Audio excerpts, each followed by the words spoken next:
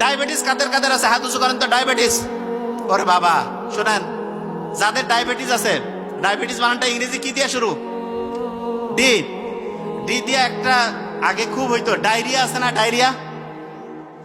Diabetes রোগের যদি diarrhoea হয়, তার সামনে আর দুইটা ডি আছে, একটা হচ্ছে ডক্টর আর একটা হচ্ছে ডেথ। ডায়াবেটিসের রোগী ডায়রিয়া হয়েছে, একদম এমবিবিএস থেকে শুরু করে যারা ডক্টর, তাদের কাছে যাবেন। নিজে বাসায় মাস্তানি করে স্যালাইন ট্যালাইন বেশি খাওয়ায়, কম বেশি করে, একদম আল্লাহ না করুক, একদম ডেথ। ডায়াবেটিসের রোগী কখনোই কখনোই ডায়রিয়া হইলে বাসায় নো ট্রিটমেন্ট।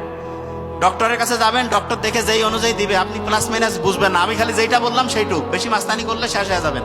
আমার খুব কাছের বন্ধুর, মানে আমার ছোট ভাইয়ের বন্ধুর হচ্ছে যে বাবা এরকম করে মারা গেছে। আমার এত কষ্ট লাগছে, আমি ওই সময় মানে ছিলাম না যে যা হেল্প করবো, জাস্ট ভুল মানে হচ্ছে যে একটা ইয়ার কারণে মারা গেছে। আল্লাহ, যদি উনি অন্য ধর্মের, যাই হোক, কিন্তু হচ্ছে যে ভালো লোক ছিলেন। যে জিনিসটা বলতেছিলাম, জন্ডিস কারো কারো হয়েছে, জন্ডিস।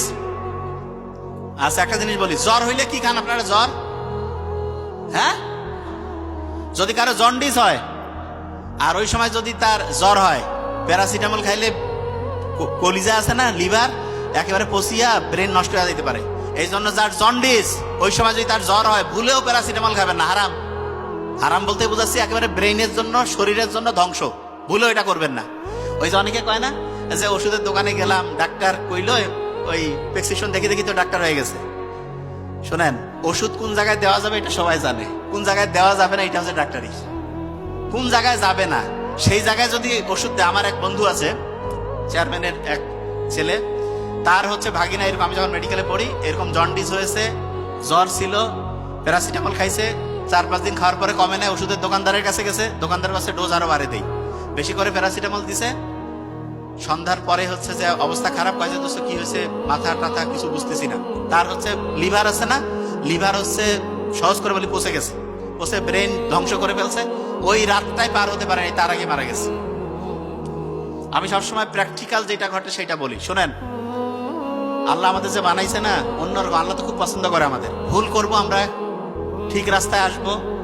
এবং আল্লাহ এমন অসাধারণ, যারা যে কোনো কারণে খারাপ রাস্তায় গেছেন, যেই খারাপের রাস্তায় যান, বুঝেন না, 99-এর শক্তি, আল্লাহর পবিত্র নামের শক্তি এমন, আপনি জাস্ট 3টা সপ্তাহ যদি কষ্ট করেন, যে কোনো খারাপ অবস্থা থেকে আপনি ফিরে ভালো অবস্থায় আসতে পারবেন, যে কোনো খারাপ অবস্থায়।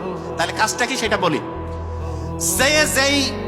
যেই রকম হচ্ছে নেশার মধ্যে আছেন, এটার জন্য শোনেন, প্রথম সপ্তাহ খুব কষ্ট হবে, 1 সপ্তাহ কষ্ট করতে হবে। কেন? কারণ ওই যে 2 নাম্বারই করছেন, দুনিয়া একটা শাস্তি তো হবে। আরেকটা জিনিস, আব্বা আম্মার সাথে খারাপ ব্যবহার করলে কিয়ামতে তো কি আছে সেটা তো গেলেই বুঝা পাবেন।